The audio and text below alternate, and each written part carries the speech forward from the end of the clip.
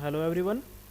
ਅੱਜ ਅਸੀਂ plus 2 class business study ਦਾ ਜਿਹੜਾ ਪਹਿਲਾ ਚੈਪਟਰ ਜਿਹੜਾ ਸ਼ੁਰੂ ਕਰਨ ਜਾ ਰਹੇ ਹਾਂ, ਇਹ ਆਪਣੀ ਪਹਿਲੀ ਵੀਡੀਓ ਹੈ ਇਸ ਸੈਸ਼ਨ ਦੀ। Nature and significance of management chapter ਦਾ ਨਾਮ ਹੈ ਜੀ। ਇਸ ਚੈਪਟਰ ਦੇ ਵਿੱਚ ਅਸੀਂ ਜੋ ਕੁਝ ਵੀ ਪੜ੍ਹਾਂਗੇ ਉਹ ਪੂਰੇ ਦਾ ਪੂਰਾ ਮੈਨੇਜਮੈਂਟ ਦੇ ਬਾਰੇ ਹੋਊਗਾ। ਮੈਨੇਜਮੈਂਟ ਨੂੰ ਬਹੁਤ ਹੀ ਡਿਟੇਲ ਦੇ ਵਿੱਚ ਪੜ੍ਹਿਆ ਜਾਣਾ ਹੈ ਇਸ ਚੈਪਟਰ ਦੇ ਵਿੱਚ। ਸੋ ਅੱਜ ਜਿਹੜਾ ਟੌਪਿਕ ਮੈਂ ਇਸ ਚੈਪਟਰ ਦੇ ਵਿੱਚ ਲੈਣ ਜਾ ਰਿਹਾ ਉਹ ਹੈ ਜੀ, ਇਹਦਾ ਸਭ ਤੋਂ ਪਹਿਲਾਂ ਤਾਂ ਆਪਾਂ ਇੰਟਰੋਡਕਸ਼ਨ ਲਵਾਂਗੇ। ਉਹਦੇ ਬਾਅਦ ਕੰਸੈਪਟ ਜਿਹੜੇ ਆ, ਜੇਕਰ ਵੀਡੀਓ ਦੀ ਲੈਂਥ ਦੇਖ ਲਾਂਗੇ ਜਿਸ ਦੇ ਅਕੋਰਡਿੰਗ ਫਿਰ ਟੌਪਿਕ ਜਿਹੜੇ ਉਸ ਹਿਸਾਬ ਨਾਲ ਇਸ ਵੀਡੀਓ ਦੇ ਵਿੱਚ ਜਿਹੜੇ ਕਰਵਾਏ ਜਾਣਗੇ। ਸੋ ਪਹਿਲਾ ਟੌਪਿਕ ਸ਼ੁਰੂ ਕਰਦੇ ਹਾਂ ਜੀ, ਮੈਨੇਜਮੈਂਟ ਦੀ ਇੰਟਰੋਡਕਸ਼ਨ। ਸਭ ਤੋਂ ਪਹਿਲਾਂ ਮੈਨੇਜਮੈਂਟ ਦੀ ਇੰਟਰੋਡਕਸ਼ਨ ਦੇ ਵਿੱਚ ਮੈਂ ਤੁਹਾਨੂੰ ਇਹੀ ਕਹੂੰਗਾ ਵੀ ਕਿਸੇ ਵੀ ਆਰਗੇਨਾਈਜੇਸ਼ਨ ਨੂੰ ਚਲਾਉਣ ਦੇ ਲਈ, ਕਿਸੇ ਵੀ ਆਰਗੇਨਾਈਜੇਸ਼ਨ ਨੂੰ ਰਨ ਕਰਨ ਦੇ ਲਈ ਜਾਂ ਆਪਣਾ ਆਰਗੇਨਾਈਜੇਸ਼ਨਲ ਗੋਲ ਜਿਹੜਾ ਅਚੀਵ ਕਰਨ ਦੇ ਲਈ ਉਹਨਾਂ ਨੂੰ ਉਸ ਚੀਜ਼ ਨੂੰ ਮੈਨੇਜ ਕਰਨ ਦੀ ਜ਼ਰੂਰਤ ਪੈਂਦੀ ਹੈ। ਕਿਉਂਕਿ ਦੇਖੋ, ਕਿਸੇ ਵੀ ਆਰਗੇਨਾਈਜੇਸ਼ਨ ਦੇ ਵਿੱਚ ਕਈ ਤਰ੍ਹਾਂ ਦੇ ਰਿਸੋਰਸਿਸ ਕੰਮ ਕਰਦੇ ਆ, ਜਿਹਦੇ ਵਿੱਚ ਹਿਊਮਨ ਰਿਸੋਰਸ ਵੀ ਆ ਜਾਂਦੇ ਆ, ਜਿਵੇਂ ਕਿ ਜੋ ਵੀ ਉਹਨਾਂ ਦੀ ਵਰਕ ਫੋਰਸ ਹੈ, ਜਿੰਨੇ ਵੀ ਲੋਕ ਜਿਹੜੇ ਆ ਉਹਨਾਂ ਦੇ ਆਰਗੇਨਾਈਜੇਸ਼ਨ ਦੇ ਵਿੱਚ ਕੰਮ ਕਰ ਰਹੇ ਆ, ਉਹ ਸਾਰੇ ਦੇ ਸਾਰੇ ਉਹਨਾਂ ਦੇ ਹਿਊਮਨ ਰਿਸੋਰਸ ਦੇ ਵਿੱਚ ਆਉਣਗੇ। ਫਿਰ ਉਸ ਤੋਂ ਬਾਅਦ ਉਹਨਾਂ ਨੇ ਆਪਣੀ ਫਾਈਨੈਂਸ ਵੀ ਜਿਹੜੀ ਆ ਉਸ ਬਿਜ਼ਨਸ ਦੇ ਉੱਪਰ ਲਗਾਈ ਆ। ਸੋ ਉਹ ਵੀ ਜਿਹੜਾ ਇੱਕ ਤਰ੍ਹਾਂ ਦਾ ਰਿਸੋਰਸ ਹੀ ਉਹਨਾਂ ਵਾਸਤੇ। ਸੋ ਹਰ ਇੱਕ ਚੀਜ਼ ਨੂੰ ਮੈਨੇਜ ਕਰਨਾ ਜਿਹੜਾ ਹੈ ਉਹ ਮੈਨੇਜਮੈਂਟ ਦਾ ਕੰਮ ਹੈ। ਸੋ ਮੈਨੇਜਮੈਂਟ ਇੱਕ ਇੰਡੀਵਿਜੂਅਲ ਵੀ ਹੋ ਸਕਦਾ ਹੈ, ਮੈਨੇਜਮੈਂਟ ਇੱਕ ਗਰੁੱਪ ਆਫ ਇੰਡੀਵਿਜੂਅਲਸ ਵੀ ਹੋ ਸਕਦਾ। ਇੱਕ ਬੰਦਾ ਵੀ ਕੰਟਰੋਲ ਕਰ ਸਕਦਾ ਕਿਸੇ ਵੀ ਬਿਜ਼ਨਸ ਨੂੰ, ਅਤੇ ਉਸ ਬਿਜ਼ਨਸ ਨੂੰ ਕੰਟਰੋਲ ਕਰਨ ਵਾਸਤੇ ਇੱਕ ਗਰੁੱਪ ਵੀ ਪੂਰਾ ਹੋ ਸਕਦਾ।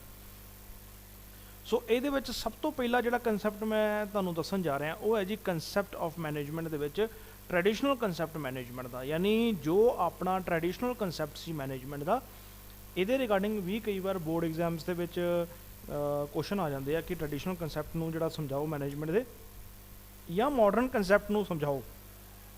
ਸੋ ਸਭ ਤੋਂ ਪਹਿਲਾਂ ਟ੍ਰੈਡੀਸ਼ਨਲ ਕੰਸੈਪਟ ਦੀ ਗੱਲ ਕਰਾਂਗੇ।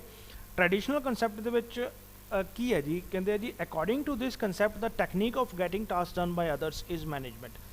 ਯਾਨੀ ਇਸ ਕੰਸੈਪਟ ਦੇ ਅਕੋਰਡਿੰਗ ਕਿਸੇ ਵੀ ਟਾਸਕ ਨੂੰ ਪੂਰਾ ਕਰਨ ਦੀ ਜਿਹੜੀ ਟੈਕਨੀਕ ਹੈ ਉਹਨੂੰ ਮੈਨੇਜਮੈਂਟ ਕਿਹਾ ਗਿਆ ਜੀ।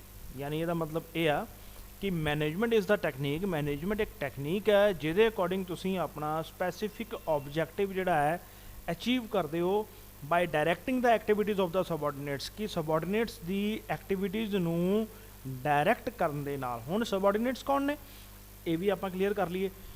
ਸਬਆਰਡੀਨੇਟਸ ਦਾ ਮਤਲਬ ਆ ਕਿ ਜੋ ਵੀ ਹਾਈ ਅਥਾਰਟੀ ਆ ਉਹਨਾਂ ਨੂੰ ਕਿਹਾ ਜਾਂਦਾ ਹੈ ਜੀ, ਜਿਨ੍ਹਾਂ ਨੇ ਆਰਡਰ ਦੇਣੇ ਆ ਉਹਨਾਂ ਨੂੰ ਸੁਪੀਰੀਅਰ ਕਿਹਾ ਜਾਂਦਾ ਹੈ, ਜਿਨ੍ਹਾਂ ਨੇ ਮੈਨੇਜ ਕਰਨਾ ਉਹਨਾਂ ਨੂੰ ਸੁਪੀਰੀਅਰਸ ਕਿਹਾ ਜਾਂਦਾ। ਸੋ ਜਿਨ੍ਹਾਂ ਦੇ ਕੋਲੋਂ ਉਹਨਾਂ ਨੇ ਕੰਮ ਕਰਵਾਉਣਾ, ਯਾਨੀ ਜੋ ਉਹਨਾਂ ਦੇ ਅੰਡਰ ਜਿਹੜੀ ਉਹਨਾਂ ਦੀ ਵਰਕ ਫੋਰਸ ਕੰਮ ਕਰ ਰਹੀ ਹੈ, ਉਹਨਾਂ ਦੇ ਆਰਡਰ ਦੇ ਅਕੋਰਡਿੰਗ, ਇੰਸਟਰਕਸ਼ਨਸ ਦੇ ਅਕੋਰਡਿੰਗ, ਡਾਇਰੈਕਸ਼ਨਸ ਦੇ ਅਕੋਰਡਿੰਗ ਉਹਨਾਂ ਨੂੰ ਸਬਆਰਡੀਨੇਟਸ ਕਿਹਾ ਜਾਂਦਾ ਹੈ। ਸੋ ਸੁਪੀਰੀਅਰ ਉੱਪਰ ਹੋਏਗਾ ਅਥਾਰਟੀ ਦੇ ਲੈਵਲ ਦੇ ਵਿੱਚ ਜੇ ਵੇਖੀਏ, ਤਾਂ ਸਬਆਰਡੀਨੇਟਸ ਜਿਹੜੇ ਉਹਨਾਂ ਦੇ ਥੱਲੇ ਹੋਣਗੇ। ਸੋ ਇਹ ਉਹਨਾਂ ਨੂੰ ਡਾਇਰੈਕਟ ਕਰਨ ਦਾ ਕੰਮ, ਤਾਂ ਕਿ ਉਹ ਆਪਣਾ ਸਪੈਸੀਫਿਕ ਆਬਜੈਕਟਿਵ ਅਚੀਵ ਕਰ ਸਕਣ। ਇਸ ਟੈਕਨੀਕ ਨੂੰ ਟ੍ਰੈਡੀਸ਼ਨਲ ਕੰਸੈਪਟ ਆਫ ਮੈਨੇਜਮੈਂਟ ਕਿਹਾ ਜਾਂਦਾ। ਸੋ ਇਸ ਕੰਸੈਪਟ ਦੇ ਵਿੱਚ ਇਹਨੂੰ ਟ੍ਰੈਡੀਸ਼ਨਲ ਕਿਉਂ ਕਿਹਾ ਜਾਂਦਾ, ਇਹਦਾ ਮੇਨ ਰੀਜ਼ਨ ਇਹ ਆ ਕਿ ਇਸ ਕੰਸੈਪਟ ਦੇ ਵਿੱਚ ਹਿਊਮਨ ਰਿਸੋਰਸ ਨੂੰ ਬਿਲਕੁਲ ਵੀ ਇੰਪੋਰਟੈਂਸ ਜਿਹੜੀ ਆ ਨਹੀਂ ਦਿੱਤੀ ਜਾਂਦੀ, ਕਿਉਂਕਿ ਇਹਦੇ ਵਿੱਚ ਉਹਨਾਂ ਦੀਆਂ ਜ਼ਰੂਰਤਾਂ ਨੂੰ ਨਹੀਂ ਸਮਝਿਆ ਜਾਂਦਾ ਕਿ ਇੱਕ ਹਿਊਮਨ ਰਿਸੋਰਸ, ਇੱਕ ਕਿਸੇ ਵੀ ਸਬਆਰਡੀਨੇਟ ਦੀ ਕੀ ਨੀਡਸ ਨੇ, ਇਹਨਾਂ ਨੂੰ ਵੱਲ ਕੋਈ ਵੀ ਇੰਪੋਰਟੈਂਸ ਨਹੀਂ ਦਿੱਤੀ ਜਾਂਦੀ।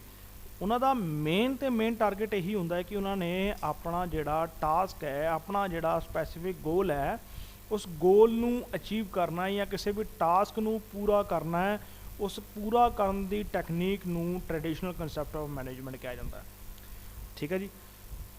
ਦੂਸਰੀ ਡੈਫੀਨੇਸ਼ਨ ਜਿਹੜੀ ਮੈਂ ਚਲਾਊਂਗਾ ਮੈਰੀ ਪਾਕਰ ਫੋਲੇਟ ਦੀ, ਉਹ ਕਹਿੰਦਾ ਹੈ ਜੀ, management is the art of getting things done through others. ਕਿ ਮੈਨੇਜਮੈਂਟ ਇੱਕ ਆਰਟ ਹੈ।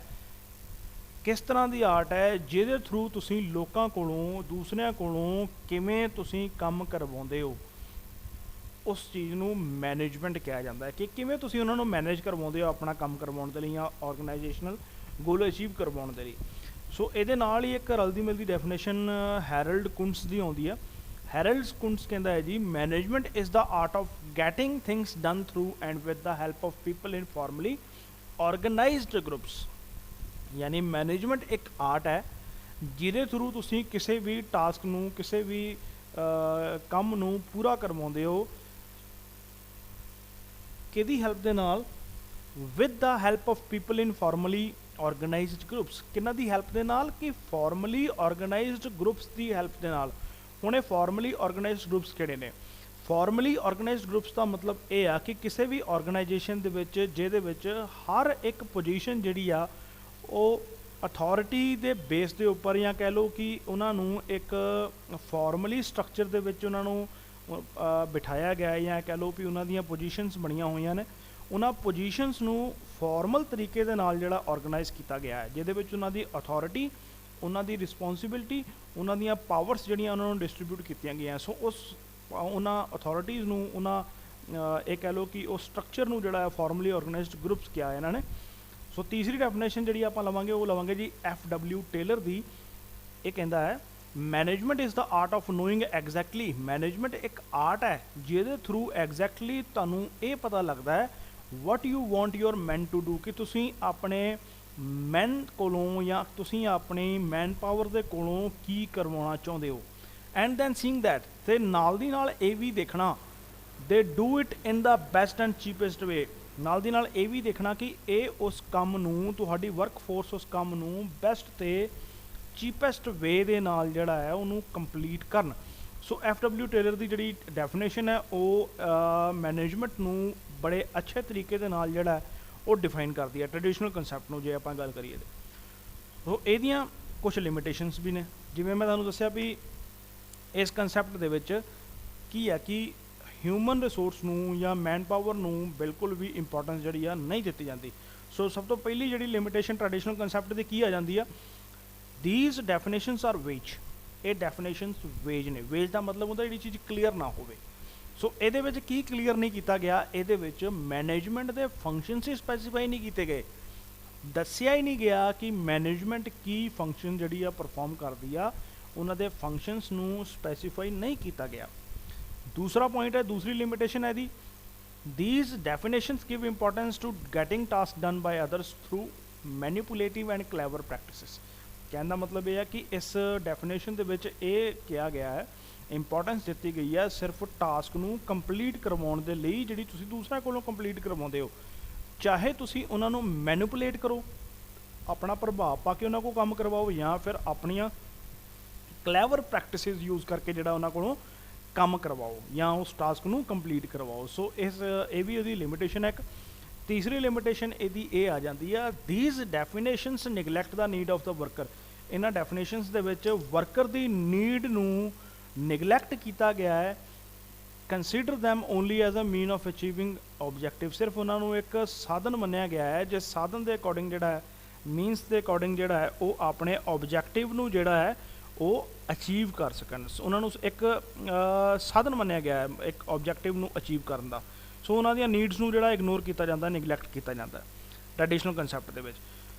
ਚੌਥਾ ਜਿਹੜਾ ਇਹਦੇ ਵਿੱਚ ਲਿਮਿਟੇਸ਼ਨ ਆ ਜਾਂਦੀ ਹੈ ਉਹ ਇਹ ਹੈ, these definitions do not give importance to the creation of such conducive environment under which worker themselves work with efficiency। ਇਹਦੇ ਵਿੱਚ ਕਿਸੇ ਵੀ ਇੰਪੋਰਟੈਂਸ ਨੂੰ ਨਹੀਂ ਦਿੱਤਾ ਜਾਂਦਾ ਟੂ ਦਾ ਕ੍ਰੀਏਸ਼ਨ ਆਫ ਸੱਚ ਕੰਡਿਊਸਿਵ ਇਨਵਾਇਰਮੈਂਟ, ਯਾਨੀ ਜਿਹੜੀ ਤੁਹਾਡੀ ਵਰਕ ਫੋਰਸ ਹੈ ਇਸ ਚੀਜ਼ ਨੂੰ ਇੰਪੋਰਟੈਂਸ ਨਹੀਂ ਦਿੱਤੀ ਜਾਂਦੀ ਕਿ ਉਹ ਆਪਣੇ ਆਪ ਕੰਮ ਕਰਨ ਵਿਦ ਐਫੀਸ਼ੀਐਂਸੀ। ਐਫੀਸ਼ੀਐਂਸੀ ਦਾ ਮਤਲਬ ਹੁੰਦਾ ਕਿਸੇ ਵੀ ਕੰਮ ਨੂੰ ਟਾਈਮਲੀ ਕੰਪਲੀਟ ਕਰਨਾ। ਸੋ ਇਹਦੇ ਵਿੱਚ ਤੁਸੀਂ ਪੜ੍ਹਿਆ ਇਸ ਵੀਡੀਓ ਦੇ ਵਿੱਚ ਕਿ ਟ੍ਰੈਡੀਸ਼ਨਲ ਕੰਸੈਪਟ ਮੈਨੇਜਮੈਂਟ ਦਾ ਕੀ ਹੈ। ਸੋ ਮੈਨੇਜਮੈਂਟ, ਮੈਂ ਆਸ ਕਰਦਾ ਕਿ ਤੁਹਾਨੂੰ ਇਹ ਕੰਸੈਪਟ ਜਿਹੜਾ ਚੰਗੀ ਤਰ੍ਹਾਂ ਕਲੀਅਰ ਹੋ ਗਿਆ ਹੋਵੇਗਾ। ਸੋ ਮਿਲਦੇ ਹਾਂ ਨੈਕਸਟ ਵੀਡੀਓ ਦੇ ਵਿੱਚ।